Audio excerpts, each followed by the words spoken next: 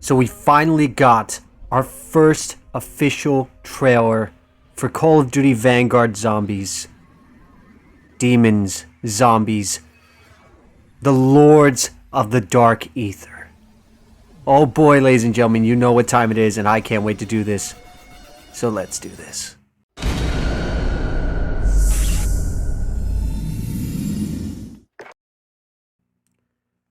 So how is it going, Dank Division?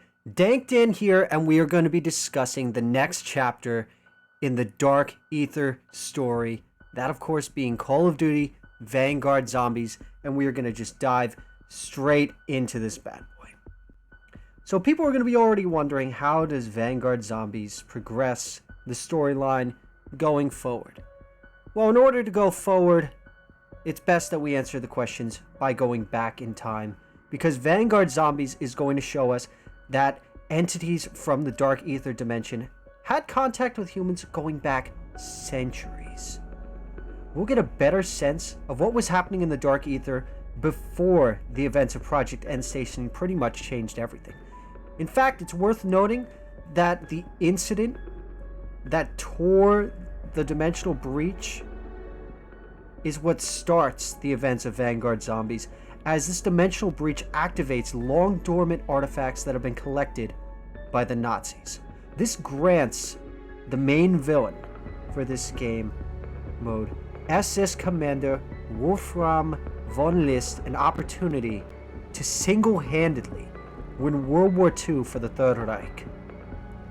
And just like with Black Ops Cold War, it's up to a small band of Allied Special Forces soldiers who have forged a similar bond with Dark Ether entities to stand in this man's way. So just like with Black Ops Cold War Zombies, it is the same level of high stakes, with the world pretty much at the zombies' mercy.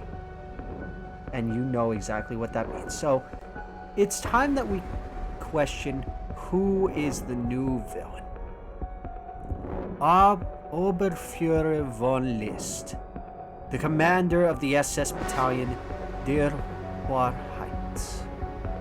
His soldiers have pretty much already been plundering the globe for mystical items, and their search actually paid off with an artifact. The one that we already see in the trailer, that bright red thing.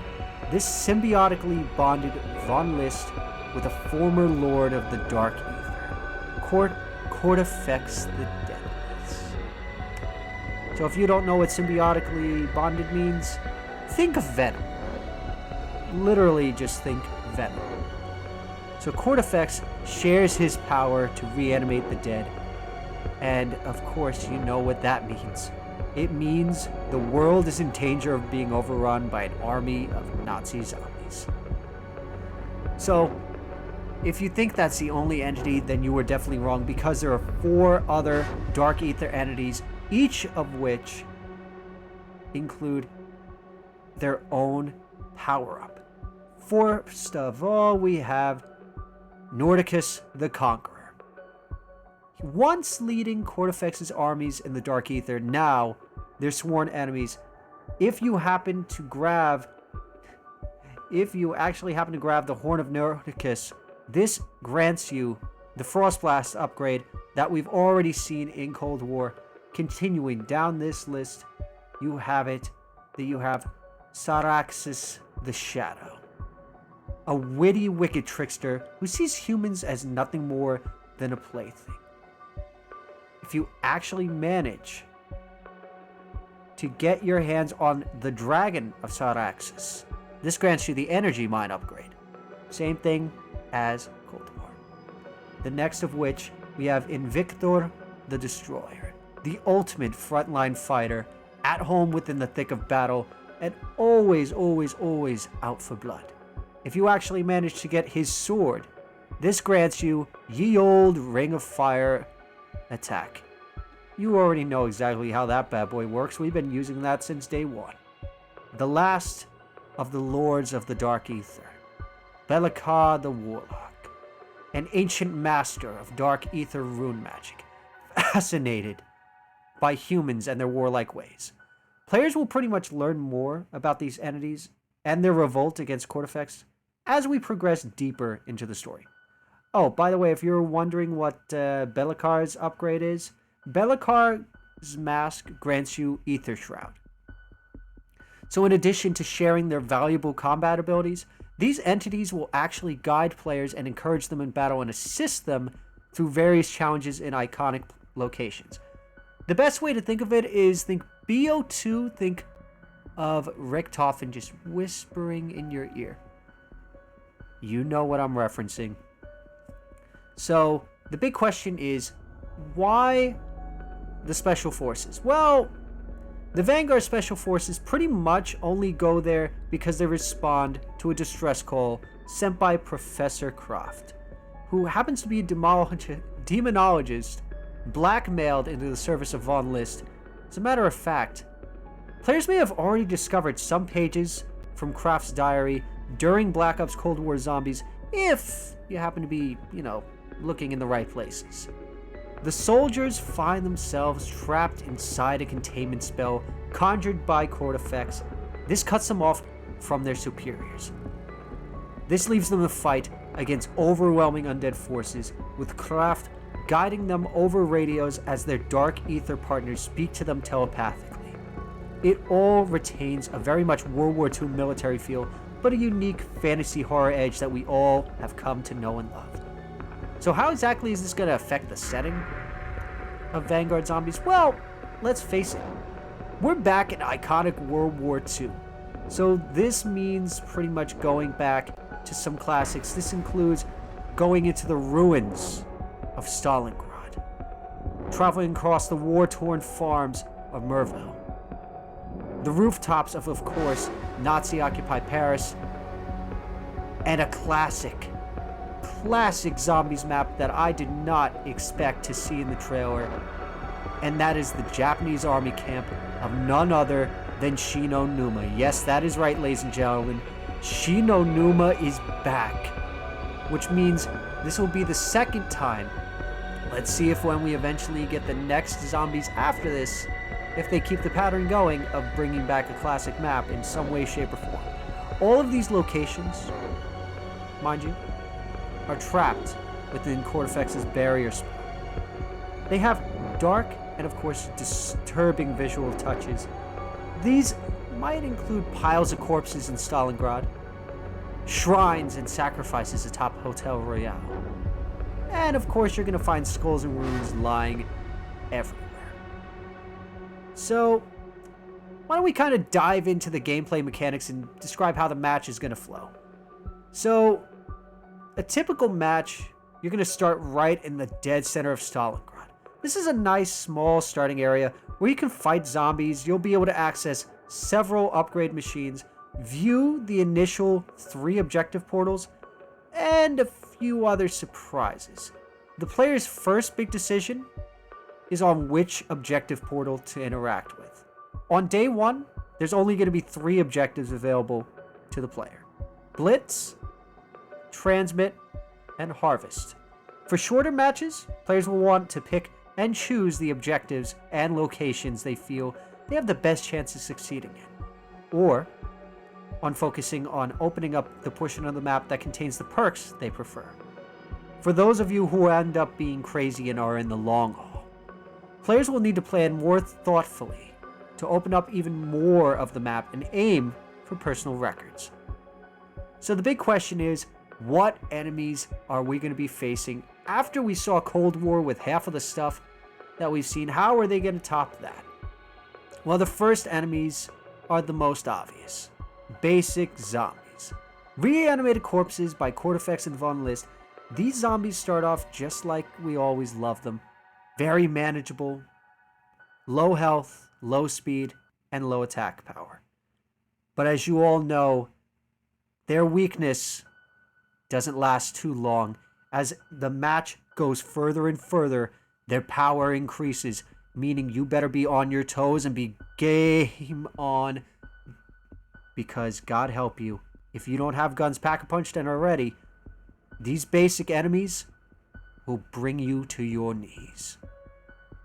Now, after a few objectives, you're going to start to notice the explosive boom strikers. begin to show up. They're pretty much a sprinting proximity mine that can become incredibly deadly. Now, why is that intriguing? You already kind of saw something very similar to that. Think of Red Screaming Bitch from Mauer. Or if you also saw on Forsaken, same thing. Then, of course, you have something a little bit more difficult. Face to face with the Stormkrieger. An 8-foot-tall monstrosity armed with a machine gun. You'd better find cover fast when this bastard pops his head out, because he will not hesitate. He will not even think twice, even if his brain happens to be functioning, to mow down the horde to get to you. So, what exactly happens when you guys complete an objective? Well, completing objectives is the core to the gameplay loop. This, of course, is going to award essence and salvage, just like we've seen in Cold War, which return as two crucial in-game currencies. Additionally, and more importantly, the player is rewarded with what's called a sacrificial heart. These are going to be able to be used to gain buffs at the new Altar of Covenants, which I will go into more details a little bit further on. What's better yet is the mystery box, of course, returns, and just like before, increases in power over time, giving players a random chance to really boost their power. What's better yet is the new perk fountains will become available as the map opens up. After the 4th objective has been completed, players will be able to gain the ability to start the optional exfil event, similar to how it was done in Cold War, allowing them to end the match successfully at their own pace. Now, as I said before, I mentioned something called the Altar of Covenants. So the Altar of Covenants is actually the main method for players to truly define their gameplay build for that round. After every objective, you are rewarded with one of these hearts to spend at the Altar of Covenants, offering a wide variety of randomized upgrades to choose from, such as Ammo Gremlin, which gives you more ammo, Brain Rot, which that is a classic, being able to turn zombies against their own kind and have them helping you, or Unholy Ground, meaning you are holding the checkpoints like a god. So, how exactly does this change up the core gameplay? Well, the Covenant system allows players to lean into specific playstyles. So, for example, there are viable player builds that lean into pretty much smacking the shit out of thing clean in your face, and equipment use over guns. This will be built utilizing Bloodlust, which means that you hitting stuff instead of shooting it does more damage and actually heals you. Motherload, which actually has a chance to keep equipment after use, and Splatterfest. Enemies killed by explosions have a chance to explode. Also, since the player only has access to a few covenants at a time, they may choose to alter playstyles mid-game because of a legendary covenant that becomes available later on. So what exactly are the weapons we are going to be seeing players be able to use in Vanguard? Players are going to have access to just about all of their World War II favorites for both weapons and equipment. Players can load in, of course, just like with Cold War, with their primary weapon and artifact of choice. This time around, however, players will need to earn backup weapons by looting chests, killing zombies, and gambling on the mystery box in place of traditional wall buys. You will also, of course, see a little fan favorite monkey returning. Yes, that's right. He's out to play, and he is here. The monkey bomb is back. So, how long exactly is this going to last? Well, most matches can end with a successful exfil in about roughly 20 minutes. This means completing 4 objectives and then surviving the exfil event. However, only a portion of the full Stalingrad hub will be open at this point. For players who really, and I do mean really, want to push onto the deeper runs, we'll see how long those matches last. Hours? The whole day? Let's see how you do. So how is this experience going to different? Well, every time players enter a new match, the objectives, their locations, and the covenants provided will all be different compared to the match before. This is where players need to adapt their playstyle to the tools at hand, which varies up the gameplay in new ways. Playing with other players, of course, cooperatively, also mixes things up. Do you define roles so that only one player is using the Covenant slot on Resurrectionist? Or does each player try to maximize their offense and hope for the best? So, what does exactly this mean for a casual or first-time Zombies fan who is looking forward to this? This bad boy of a thing, Der Anfang, combines elements from the classic Zombies round-based maps with the objective-based gameplay mechanics that we saw in Outbreak. Along with some fresh innovations we've never seen before in Zombies, the results are a fast-paced experience that plunges players right into the action. First-time players can start shooting zombies just moments after the match starts. Everything is right there for players to complete objectives, earn rewards, and upgrade weapons and abilities against ever-threatening foes. And if you're a casual player wanting to keep your match brief or just, looking to end the match with a win, you're given the option to exfil safely, leaving combat with bonus XP and feeling an accomplishment. But now, some of you are sitting here going, well, I'm an OG. I've been here since insert whatever COD game you want to say, and I can say I've been playing since the original. I'm one of the original squeakers. There's a lot in Der Anfang that is going to feel familiar to veteran Zombies players. And there's also going to be plenty that's brand new. The more objectives that the players complete, the further they can upgrade their weapons, armor, abilities, and so on. As they go on deep runs into varied and challenging play spaces, it takes on a relentless excitement, reminiscent of high round runs in classic Zombies maps. So, Stalingrad, Paris, Merville, and Numa also feature a lot of interactable radios and dark ether runestones that contain intel recordings, further fleshing out the characters, locations, and backstory of this chapter of the Dark Aether saga. This story is set to continue to evolve after Vanguard launches, taking players to new locations with new objectives, new characters, so veteran players, be ready, because you have a lot to look forward to in this brand new Zombies experience. And with that being said, I hope you guys are just as excited as I am. Leave a comment down below. What are your thoughts just from watching the trailer and watching the behind the scenes? What are you looking forward to most for Vanguard Zombies? How do you think this is going to tie in to the Cold War storyline? And don't forget to click that like button. Don't forget to subscribe. And of course, as always, you guys have a wonderful day, night, whatever you're doing, do it wholeheartedly. And of course, as always, this is Dank Dan, signing off. Get them to hit that subscribe button, Dank. It's the only way we can figure out the numbers. 15. What do the numbers mean, Dank? We're wasting valuable time.